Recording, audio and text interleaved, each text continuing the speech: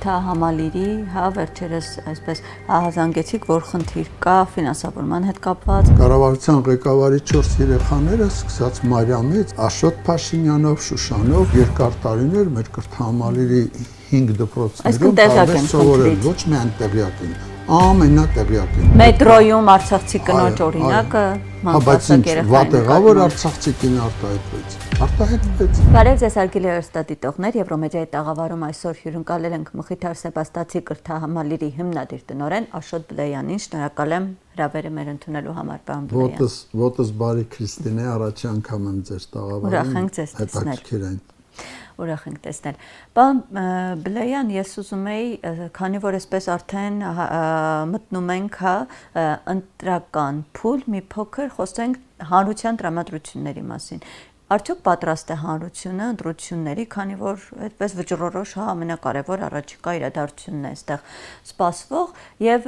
մենք տեսնում ենք, որ շատ հաճախ այսպես հանրության նյարդերը տեղի են տալիս եւ օրինակ երբ Նիկոլ Փաշինյանն այնտեղ է գնում այս նախընտրական քարոզարշավի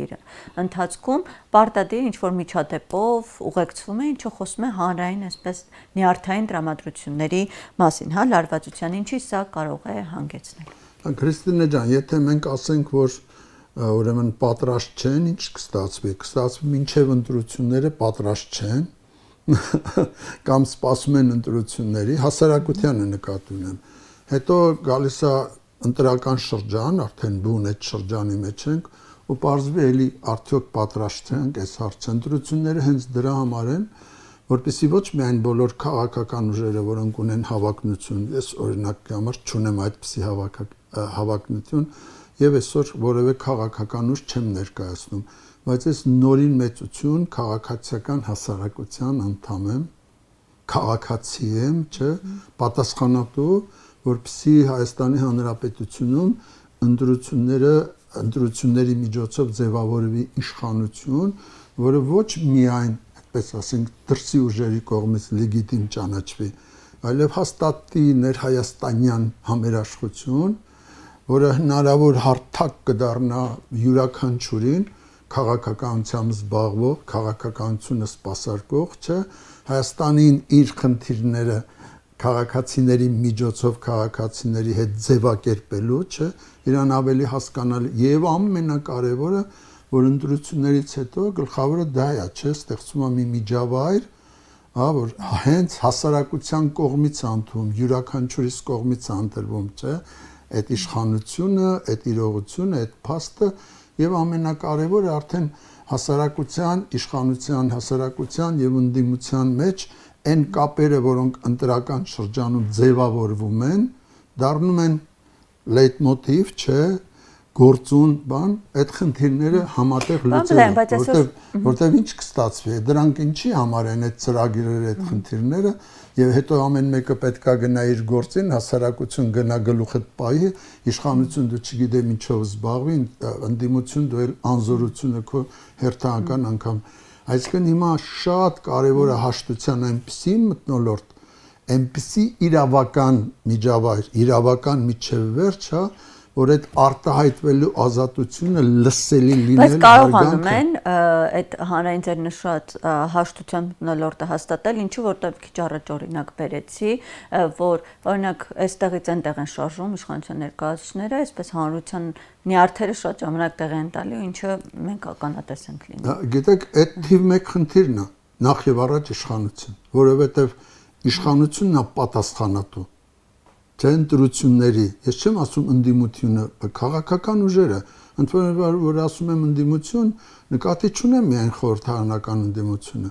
այսինքն այն քաղաքական ուժերը, որոնք հայտարարել են իրենց ընդդիմություն շարժումը իշխանության ընդդիմադիր լինելը, չէ, այս բանը, այդ համատեղ մի խնդիր է, բայց որտեղ օրենքով էլ այդպես թիվ 1 պատասխանատվությունը ոչ միայն զգուշ պետք է լինել, այլև զերծ պետք է լինել, այլև պատասխանատու պետք է լինել։ Տեսեք, այստեղ խոսքը վերաբերում է ուրեմն ձերբակալությունների եւ այլն։ Այսօրին ես հիշում էի իմ, ասենք 1999-ից ես 2001 թիվ անցկացրել եմ Բերդում։ Այսինքն ես նախնական կալանքի մեջ գտնվել եմ իմ ժողովածուներում, այդ ժողովածուները կան, բան ավանսով նստածները, հա, նամակներ կալանատնից բան, ես այդտեղ ինձ համար հայտնագործելով այս նոր իրականության մեջ փորձում էի հասկանալ կալանքը ինչի համար է կալանքը, ինչի այդքան հեշտ տրվում ուրեմն նախաքննական Ըստ էս այսօր կալանավորվածները կան հոգևորականներ, հակահաղական դեմքեր։ Իշխանությունները ասում են, որ իշխանության իբրև բռնազավթման կոչերի համար են, հա։ Ընդդիմությունն էլ ասում է, որ նրանք քաղ բանտարկյալներ են։ Գիտեք ինչ կա, հենց կարծեմ դատական քննությունը մեծ հաշվով դրա համար է, չէ՞։ Բայց ասում են այսօր դատարանները անկախ չեն, կապված են իշխանությունների։ Բայց ի վերջո դատական ինստիտուտը գործ հասել է դատական ինստիտուտ։ Ես սա չեմ վիճարկում, անմեղություն կամ մեղավոր լինելը դատական քննության պետքա պարզվի։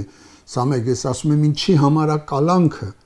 որովհետև կալանքը որպես ուրեմն անձեռնմխելիության, չէ՞, մարդու անձեռնմխելիության հաստատում որպես կարևորագույն սկզբունքներից մեկը է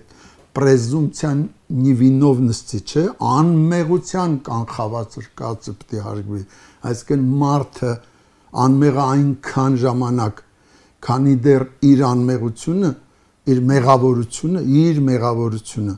չի հաստատվել, ընդ որում քրեական դատավարության օրենսգրքով սահմանված ընթացակարգով, եւ այս արանքում մարդու հիմնական անօտարելի իրավունքները այդտեղ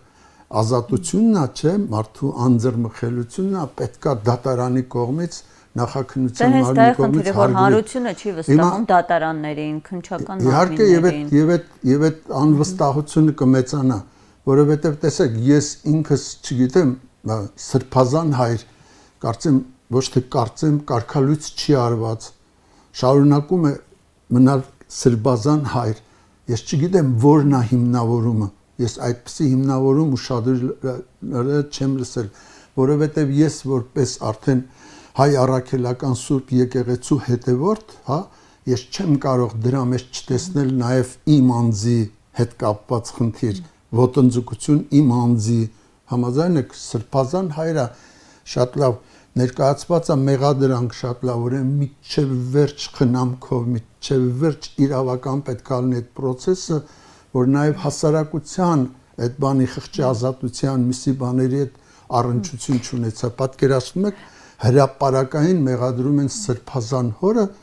այնպիսի գործողությունների մեջ, որոնք մենք տեսել ենք, չէ, հրապարակային գործողություններ կազմակերպել իշխանության զարթում։ Սրանք շատ զգուշ պիտի լինել, որովհետև դրանք կարող է հենց բանը այս փուլում մանավանդ կարող են դրանք անմիջապես խաթարել ամբողջ ընտրական process-ը, հա, եւ իմաստազրկել այդ բանը շրջանը։ Բանլեյան այսօր մենք քանի որ այսպես հոգեվորականների մասին խոսեցիք, արդեն տևական ժամանակ է, հա, ինչ իշխանությունները այսպես եկեղեցու դեմ տարբեր հայտարարություններ են հնչեցնում, ասում են մեր նպատակը կաթողիկոսին հեռացնելն է ու ամեն անգամ մի նոր պատճառաբանություն են բերում, թե ինչու են, հա, այս իրանց նոր մտադրությունը։ Սա արդյոք հենց հանրության կրոնական ազատությունների դեմ այսպես, հա, բռնաճնշում չէ ու խախտում նրանց ազատության իրավունքների կրոնական։ Տեսեք, հայերենի հայոց լեզվի նկատմամբ վերաբերմունքը։ Պատկերացեք, մեկը սկսի մայրենին, մայրենի լեզուն, հա, վարկաբեկել, ոտնձգել, Այսօր Մաշտոցի մասին էլ են տարբեր այսպես հակասական հայտարարություններ։ Ես ավելի լայնն եմ ասում, էլի։ Գիտեք, այդ շատ բան նուրբ տեղերին է կպնում արդեն շատ, էլ չեմ ասում խղճի ազատություն, ասում եմ խղճի ազատությունը, չէ, հատկապես հասարակության մեջ, որտեղ ճնշող մեծամասնությունը հայ առաքելական եկեղեցու հետևորդ են, նույնը ես չեմ կարող անտարբեր մնալ, անտարբեր լինել, սա շատ կարևոր բան է, իհարկե սա խղճի ազատության հարգումը բայց մենք տեսնում ենք, որ հենց այդ հանրության տրամադրությունները, այսինքն եկեղեցու կարծես կարմիր գիծ լինել, հա, իշխանություններին ամեն դեպքում չի հաջողվում հենց հանրության այդ հակազդեցության շնորհիվ հատել այդ կարմիր գիծը, այսօր որոշակի այսպես կարծես հետընթաց են ունեցել, ավելի զուսպ են, ամեն դեպքում դա է արձանագրում, քանի որ մենք մտել ենք արդեն ընտրական փուլ, քանի որ ասում եմ ընտրությունները, հա, որպես այդպեսին արդեն փաստ են բոլորիս համար, այդ նշանակում է առավել եւս հիմա իշխանությունը պետքա շտկումներ մտցնի շատ արագ, որպեսզի ուրեմն ապահովի այս յուրաքանչյուր անհատի անգամ, ես չեմ ասում եք քաղաքական ուժի, հասարակության տարբեր շերտերի, այս կամ այն քաղաքական ուժի գործունեությամբ շահագրգիռ նրան նպաստող եւ այլն, այս լսելի հասկանալի լինելը, որպեսզի ընտրությունները ծառայեն իրենց բուն նպատակին, սա շատ կարևոր բան է։ Մենք տեսնում ենք, որ եւ շատ էլ նորմալ կլինի, որ այդպիսի փաստաթղթի կամ այդպիսի երկխոսության հրապարակային, այդպիսի նախաձեռնություններ, որոնք կան բոլոր ուժերի կողմից նախ եւ առաջ իշխանության։ Դա պետք է արվի եւ պետք է արվի շատ արագ մեր ուրեմն մասնակցությամբ։ Բամբլեն այսօր այս նախընտրական փուլում տեսնում ենք, որ այս աղմուկը նախընտրական չի շրջանցում նաև դպրոցահասակներին, շատ հաճախ նրանք կամ դառնում են այսպես քարոզչության հիմնական սիմվոլ, կամ ճնշում երեկվա եկեղեցու դեպքը, օրինակ այսօր կան անչափահասներ, դպրոցահասակներ ձերբակալված այդ եկեղեցու միջադեպի հետ կապված։ Սրա մասին ձեր գնահատականը հետաքրքիր է, որպես դպրոցահասակների հետ, հա, այդպես շփվող շահերի գլխավոր պաշտպան, չէ՞։ Այս գիտեք, ընդհանրապես հիմա ընտրական էս բուն, սա մեր կյանքին է վերաբերում, բոլոր խնդիրներին։ Կարող է այնպես թվա, որ մենք մեզ համար անում ենք մեծերով, մի խմբով, այս պետական իշխանությունն է, այս ընդդիմությունն է, չէ՞։ Իսկ հասարակության գործը ո՞րն է, իր գործով զբաղվի, իր առօրյա, իր կենցաղով, իր խնդիրներով։ Իսկ երեխեքին էլ տվել են ջարդած կոճակ, գնացեք դպրոցներում փակ ձեր համար բայց այդ հետևանքները հետագայում ցույց է, չէ՞ տալու։ Այսօր արդեն ինչ ասել է հետագայում։ Օրինակ է երեկվա միջադեպը 15, 16, 17, 18 տարեկանները այդ ինչ հետագայում։ Երեկվա միջադեպի հետ կապված ինչ կարող եք ասել դպրոցահասակ։ Դե այդ գիտեք ինչ կա, այդ շատ նախ շտապել պետք չէր, ես կարծում եմ, երբեք չէր կարելի շտապել, պետք էր հասկանալ այդ բանը։ Ձերբակալությունը։ Այո, ցուցադրական այդ ընդհանրապես ցուցադրական ձերբակալությունները հիմա միայն հակառակ բանը կարող են։ Դա լարումը կարող է բազմապատկի։ Մենք խոսում ենք ներհայաստանյան, հա,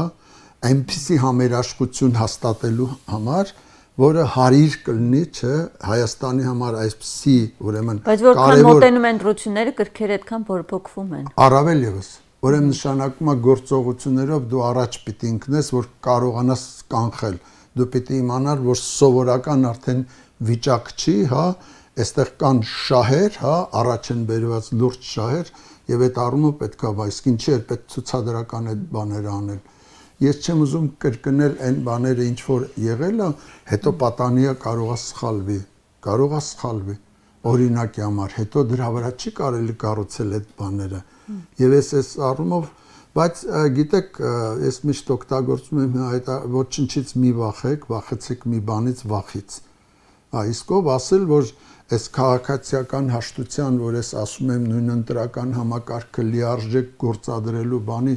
խնդիրը մենակ իշխանություն, այս ընդդիմություն նեղ այդպես ասենք անիննա ձևաչափն։ Բայց չի շրջանցում ոչ ոքի, ոչ մի տարիքային խմբի, ոչ մի սեռի։ Բոլորը մետրոյում արցախցի կնոջ օրինակը մանկացակ երեխային։ Վատ եղավ որ արցախցի կին արտահայտվեց։ Բա լսելի լինել ինչ է նշանակում։ Իսկ հետո ներողությունը ինչ որ գին ուներ, արժեք ուներ այդ միջադեպից հետո ներողությունը։ Գիտեք ինչ կա։ Մեզանում ամեն ինչ ոնց որ ասում են ունի ականջ, ունի աչք, ունի դատողություն եւ այլն, հասարակությունն է, չէ, որը մեզ լսում է։ Այստեղ խնդիրը մարդը, որ լսելի լինի, մարդը, որ ուզում է բան ասելու, ոչ թե ներս գցած լինի, այդ շատ վտանգավոր փուլ է, որովհետեւ եթե ընտրություններում այս լսելի լինելը նորից եմ կրկնում, իրար մինչև վերջ հարգալից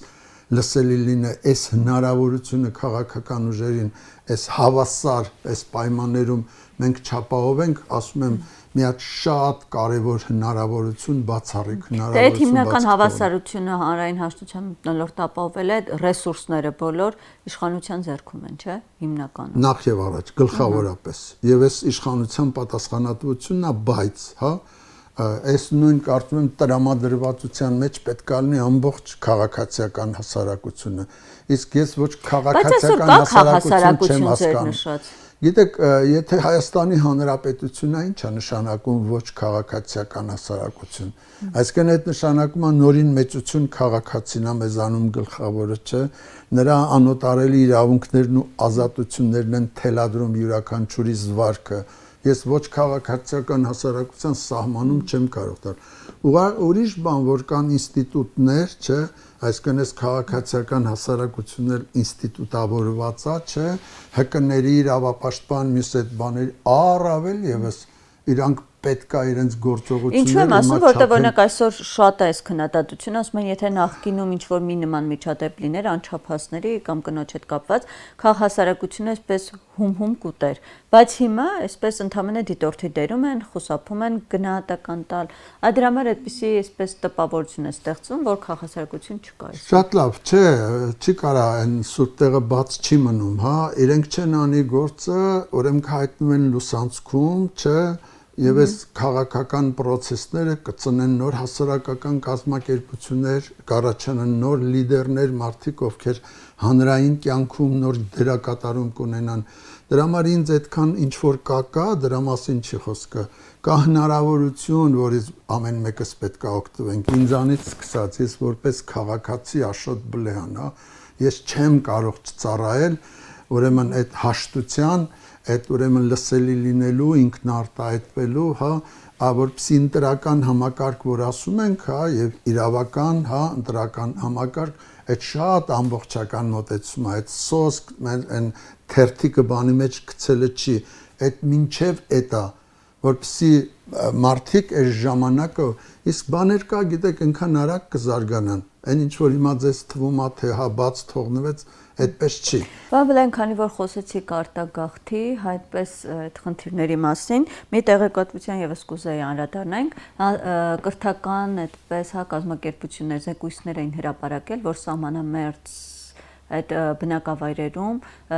դպրոցներ են փակվելու, խոսում էր մոտ 200 եւ ավել դպրոցների փակման մասին ու ասում են, որ հենց սա նպաստել է, որպեսզի սահմանամերձ տարածքները հա քաղաքացիներ լքեն իրենց բնակավայրերը, այս դրա վերաբերյալ ինչ կարող եք ասել, ինչ տեղեկություն։ Մենք պիտի խոսենք մանկավարժության կազմակերպման մասին, նոր մանկավարժության։ Ընդ որում այդ մանկավարժությունը իր ինչպիսին լինելը նաև շատ բանով պայմանավորված է։ Բայց դուք տեղեկատվության տիրապետում եք, ինչ կարող եք ասել փակման մասին հենց դպրոցների։ Գիտեք, եթե մենք խոսում ենք ինչ որ շշուկներից, ինչ որ թերթիկներից, որ ինչ որ միտեղ կա դրված է եւ այլն, ես դա չեմ հասկանում։ Բայց այս նախընտրական շրջանը հենց դրա համար չի, որ այդ ծրագրերը ներկայացվեն, ոչ թե թաքցվեն, որ մնա շշուկների, ասեկոսների բան մակարդակի։ Իսկ ինչ չի հասարակությունը, ես որպես այդ հասարակության կրթական, այդպես ասենք, սեկտորով զբաղվող մարդ չպիտի լիարժեք ոչ միայն տեղեկացված, այլև ներգրավված լինեմ։ Դե որոշումը կա նախարարի օպտիմալացման, այդպես։ Չէ, գիտեք, օպտիմալացումը այդ մեր կյանքին է վերաբերում, ամեն մեկս մեր տան, մեր ծախսերը, մեր այդ բաները փորձում ենք օպտիմալ կառուցել, որովհետև ինչի համար մսխել այդ բաները։ Բայց այստեղ շատ բան է փոխվել, տեխնոլոգիաներ են փոխվել, ասեն, ում աղոված գյուղում ապրողին, երկրագործին, որ որոշել է, հա, իր բանով այդ տաղանդով այդ հողը, այդ բարիքը, այդ ամեն ինչ չէ, բան անել եւ իրան դրա համար կրթություն է պետք, իր երեխան պետք է կրթված լինի, որ իր հետ ներգրավված լինի այդ բիզնես պլաններում, ծրագրերում, այսինքն այստեղ նախ եւ առաջ երկրագործն է։ Մենք երկրագործին թողում ենք մի կողմ ու սկսում ենք դատողություններ անել, չէ, եւ այդ երկրագործի պլաններով, ծրագրերով որոշում նաև կրթական համակարգը ինչպիսին պետք է լինի, իրեն հարմար պետք է լինի եւ այլն։ Այսինքն փոփոխություններ իհարկե պետք են, բայց դա արդեն նոր մանկավարժություն է, որը ոչ թե զբաղված է բյուջետային, պիտի զբաղված լինի բյուջետային հիմնարկից ինչ որ բան փախցնելու այս բանով, որով զբաղված են էլ ցավոք սրտի, այլ այդ նոր երկրագործին, որը բարձի թողի էր արել չել, սահմանամերձ կոչվածը ես մի քիչ վատ եմ հասկանում, հայաստանյան այդ շերտում, չէ, 100 հազարավոր հեկտարներ, հա, չօգտագործված հնարավորություններ, բայց որի օգտագործելը արդեն նոր կրթություն է պահանջում։ Միայն կրթված մարդը կարողանա այդ ընդ որում դա մենակ շենքի հետ կապված չի, այդ հենց մարդու հետ է կապված, ծրագրերի հետ է կապված, այն ծրագրերը, որոնք կդրվեն գործածության մեջ եւ որոնք փոխեն եւ ամբողջ այս կրթական բանի վերակազմակերպման հետ է կապված։ Այս շատ լուրջ խոսակցություն է եւ կարող է պատահի հենց այս նախընտրական շրջանում ամենակարևոր պատկերացրեք հենց այդ ձեր ասած փոփոխությունները դրան օպտիմալացում կլնես ինչ դնես դառնար մի հատ կարևոր ուղղություն եւ բոլոր այն քաղաքական ուժերը որոնք հավակնում էին այսօր շատ կոնկրետ լուծումներով գային դրանց եւ մենք չխուսափեինք հա լսել անգամ բաներ որոնց հետ սկզբից համաձայն չենք Պարոն Բլեյան, եւ վերջում անդրադառնանք կրթահամալիրի, հա, վերջերս այսպես հազանգեցիք, որ խնդիր կա ֆինանսավորման հետ կապված, աշխատակիցների, աշխատավարձերի հետ կապված։ Հիմա մի փոքր ավելի մանրամասնենք ու նաեւ նշել եք, որ նախարարություն եք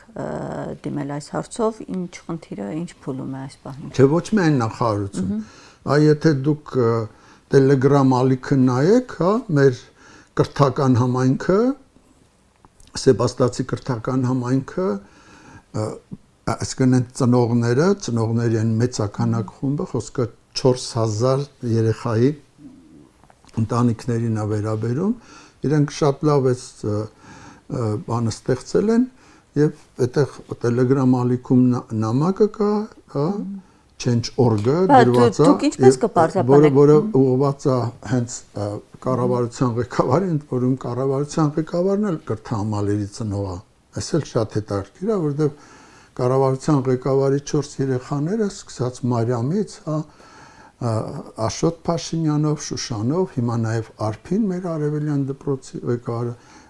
արդեն երկար տարիներ մեր կրթահամալիրի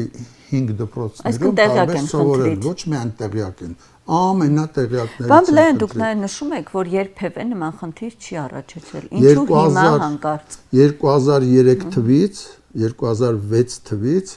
երբ որ արդեն Մխիթար Սեբաստացի կրթահամալիր պետական ձեռնարկությունը կառավարության որոշումով, հա, վերակազմավորվեց որպես